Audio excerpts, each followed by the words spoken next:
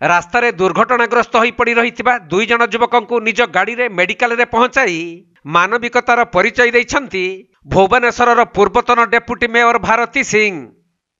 तेबे एही दुर्घटना मयूरभंज जिला गोपबंधुनगर टोंगाधुआ छक निकट में घटी बेले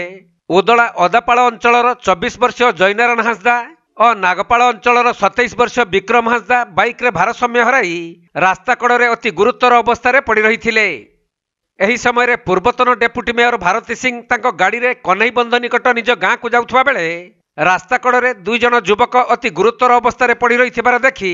सेमानकु निज कार जुगे प्रथमे खुंटा गोष्ठी स्वास्थ्य केन्द्र और परे उदुला मेडिकल को नहीं सेमानक प्राथमिक चिकित्सा कराइथिले।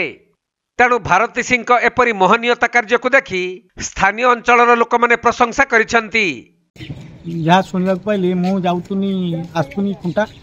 आसला बेले देखनी से पड़ी दी जन रक्त जुड़ुड़ अवस्था गाड़ी ठिया करें ठिया करला कहीं आवापाई मोर तो गाड़ी ना चार चकिया ना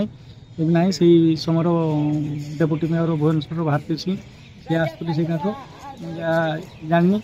आणु सी हूँ से गाँव उठे उदला डाक्तखाना चिकित्सित कर बहुत धन्यवाद दूसरे कौटी जाते बेतनटी जाते से जो दुई जन कोठिका लोक उदला लोक बेतनटी जाते मेडिसिन परिचय मिली आज्ञा से परिचय मिली। हाँ मयूरभंज जिला उदलारू राजीव कुमार बेहरा रिपोर्ट कोणार्क लाइव।